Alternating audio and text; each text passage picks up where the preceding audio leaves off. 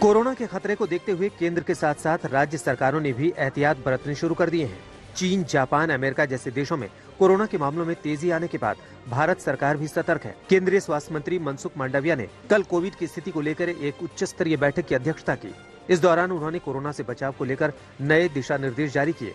सरकार दावा कर रही है कि देश हर स्थिति से निपटने को तैयार है और पैनिक की जरूरत नहीं है।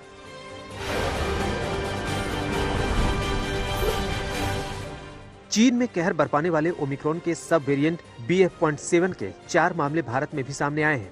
ये केस गुजरात और ओडिशा से सामने आए हैं। इनमें 2 मरीज ठीक हो गए हैं। गुजरात के स्वास्थ्य विभाग ने बताया कि जुलाई, अक्टूबर, नवंबर 2022 में ओमिक्रॉन के BF.7 और BF.12 वेरिएंट से संक्रमित 2 मरीज सामने आए थे। इन मरीजों का होम आइसोलेशन में इलाज किया गया और वो पूरी तरह से ठीक हो गए।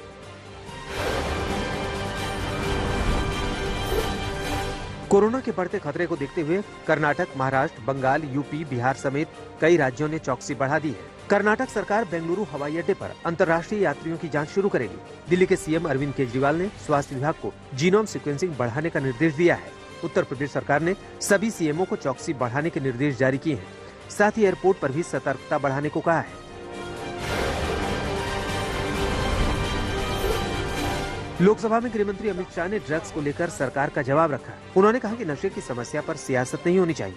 नशा हमारी नस्लों को बर्बाद करने वाली समस्या है। गृह मंत्री के भाषण के दौरान टीएमसी सांसद सौगत राय बार-बार टोका-टोकी कर रहे थे। अमित शाह ने आपत्ति जताई, लेकिन जब टीएमसी सांसद नहीं रुके तो गृह मंत्री ने कहा कि अगर आपको बोलना है तो मैं बैठ जाता हूँ। इतने सीनियर सांसद होने के नाते बीच में टोकना शोभा नहीं देता है। ऐसा करना आपकी उम्र और सीनियरिटी के लिए अच्छा नहीं है। इस पर सौगत रॉय ने नाराज नहीं होने की सलाह दी। तब गृह मंत्री ने कहा कि मैं खफा नहीं हूँ, सलाह दे रहा हूँ। कभी कभी बड़ों को भी सलाह देना चाहिए।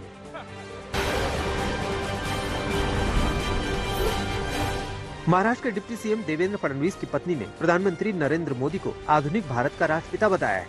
उनसे जब महात्मा गांधी के बारे में पूछा गया तो उन्होंने कहा कि देश के 2 राष्ट्रपिता हैं। उन्होंने कहा कि महात्मा गांधी पुराने समय के तो प्रधानमंत्री नरेंद्र मोदी नए भारत के राष्ट्रपिता हैं। अमृता फडणवीस नागपुर में एक कार्यक्रम में हिस्सा लेने पहुंची थी। 3 महीने पहले भी अमृता फडणवीस ने नरेंद्र मोदी का जिक्र राष्ट्रपिता कहकर किया था। 17 सितंबर को पीएम मोदी के जन्मदिन के मौके पर उन्होंने ट्वीट में फादर ऑफ मॉडर्न इंडिया लिखा था।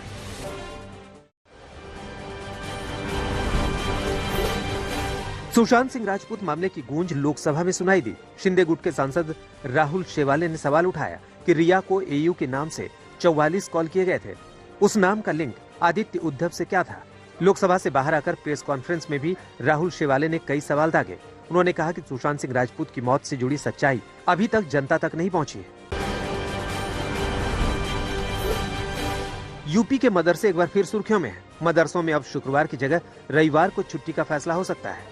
मदरसा बोर्ड की लखनऊ में हुई बैठक में इस बात का प्रस्ताव रखा गया। वहीं मदरसे के बच्चों के लिए दूसरे स्कूलों की तरह शर्ट, टाई और पैंट का ड्रेस कोड लागू किया जाएगा। बोर्ड के सदस्य कमर अली ने आज तक से खास बातचीत में बताया कि बैठक में प्रस्ताव पर सबकी सहमति थी, लिहाजा इसे मुख्यमंत्री के पास भेज दिया गया। मदरसों में एकेडमिक कैलेंडर लागू और शीतकालीन अवकाश की व्यवस्था की गई है। इसके साथ सभी मदरसे में एनसीईआरटी की हिंदी, अंग्रेजी, गणित और विज्ञान की पढ़ाई अनिवार्य की गई है, जो कि पहले वैकल्पिक थी।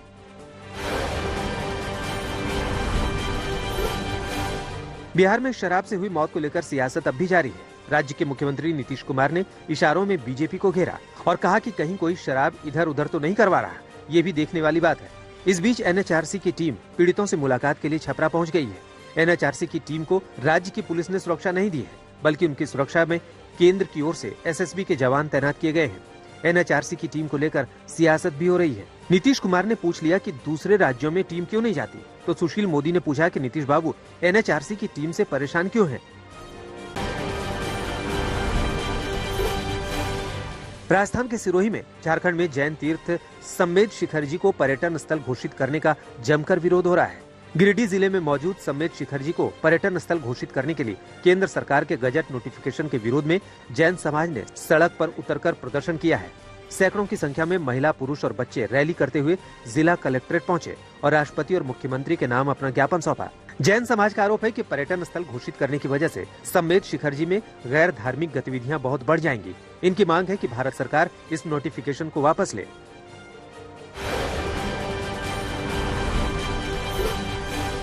आज से भारत और बांग्लादेश के बीच मीरपुर में दूसरा टेस्ट मैच शुरू हो रहा है। मुकाबला सुबह 9 बजे से शुरू होगा।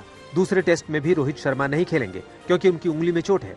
चट्टोग्राम टेस्ट जीतकर भारत सीरीज में 1-0 से आगे है और माना जा रहा है कि मीरपुर टेस्ट में भी टीम इंडिया अपने विनिंग कॉम्बिनेशन को ही उतारेगी। अगर मीरपुर टेस्ट में टीम इंडिया जीत हासिल करती है तो वर्ल्ड टेस्ट चैंपियनशिप के फाइनल में पहुंचने की संभावना भी बढ़ जाएगी। मीरपुर स्पिनरों के लिए सहायक पिच माना जाता है, लिहाजा कुलदीप यादव, अश्विन और अक्षर पटेल पर दारोमदार रहेगा।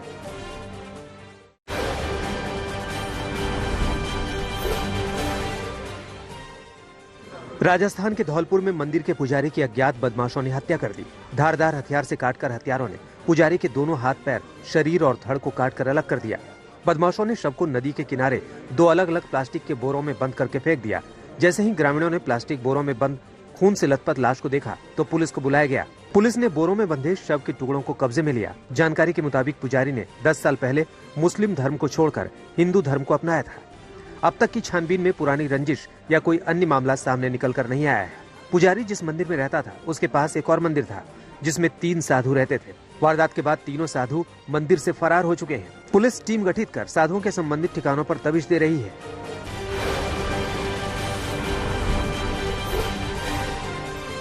नर्मदा में स्टेट ट्रांसपोर्ट की बस के अंदर कंडक्टर महिला की बेरहमी से हत्या कर दी गई। महिला की हत्या उसके पति, जो एलआरडी पुलिस के तौर पर नौकरी कर रहा था, उसने की है। दोनों पति पत्नी एक दूसरे से दूर होकर नौकरी कर रहे थे। आरोपी पति को पत्नी पर किसी से अवैध संबंध होने का शक था, जिसकी वजह से आरोपी पूरा प्लान बनाकर वहाँ बैठा था जहाँ से उसकी पत्नी की बस गुजरने वाली थी। जैसे ही बस वहाँ पहुंची तो आरोपी तुरंत बस के अंदर चला गया और उसकी पत्नी कुछ बोले उससे पहले उसके गले पर चाकू से इतने वार किए कि उसकी मौके पर ही मौत हो गई।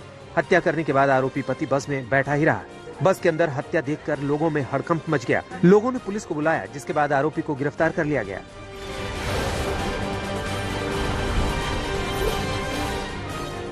राजस्थान के पाली में एक शख्स का 3 साल का बेटा बीमार चल रहा था। वो शख्स अपनी पत्नी के साथ 4 साल की बच्ची को लेकर सरकारी अस्पताल ले जाने निकला था। बीच रास्ते में 3 साल के बीमार बेटे की मौत हो गई। मृतक की मां काफी डिप्रेशन में चली गई। बेटे की मौत का गम उन पर इतना हावी हो गया कि वो कुएं में मृत बेटे के साथ कूद गए। डूबने से मृतक के माँ बाप और 4 साल की बेटी की भी मौत हो गई। सूचना मिलने पर कुएं में से शव को बाहर निकाला गया।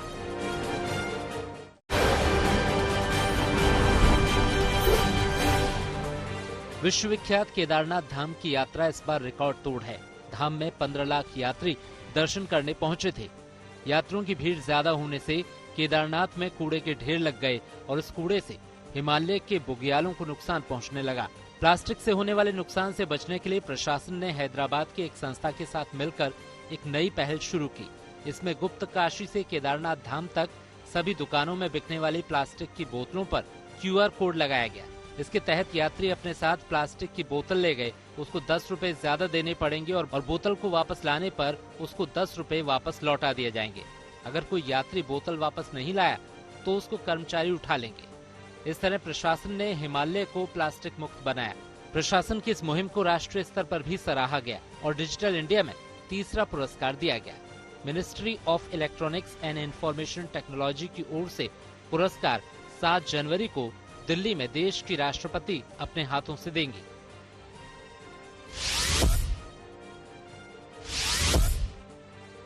हरियाणा के करनाल में कृषि वैज्ञानिक नई नई तकनीक इजाद कर लगातार कमाल कर रहे हैं।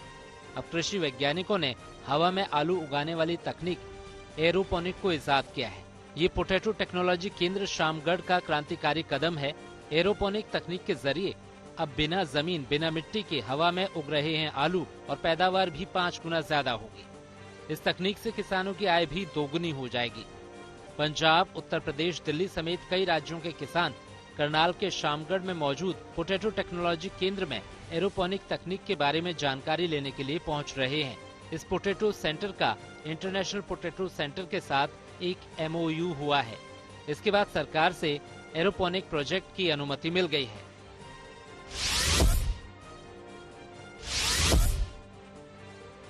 रामगढ़ के खेतों में अब इंटरनेट के माध्यम से क्रांति लाने की कोशिश की जा रही है। मोबाइल ऐप के माध्यम से खेतों में सिंचाई की व्यवस्था की गई है। किसान विनोद कुमार खेती की नई परिभाषा गढ़ रहे हैं। मोबाइल ऐप के जरिए खेतों को सींचा जा रहा है। बैंक की नौकरी छोड़कर विनोद नई तकनीक से खेती कर किसानों के लिए प्रेरणा स्रोत बन गए हैं। इस किसान ने MBA तक की पढ़ाई की है, जिसका ये सदुपयोग कर रहे हैं।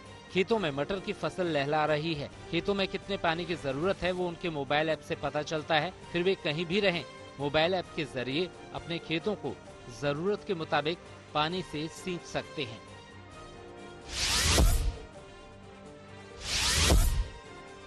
क्रिसमस को लेकर दुनिया में शानदार तैयारियां की जा रही हैं। लोगों में भारी उत्साह भी देखने को मिल रहा है। ऐसे में एमपी के सीहोर में एक ऐतिहासिक चर्च है जिसे एशिया का सबसे सुंदर चर्च कहा जाता है। अंग्रेजी हुकूमत के पहले पॉलिटिकल एजेंट ZW ओसबॉर्न ने अपने भाई की याद में ये चर्च बनवाया था। इसको बनाने में 27 साल लगे थे। क्रिसमस के चलते यहाँ भी सजावट और तैयारियां चल रही हैं, जिसे देखने के लिए दूर दूर से लोग यहाँ आते हैं। 25 दिसंबर को क्रिसमस पर यहाँ विशेष प्रार्थना भी की जाती है।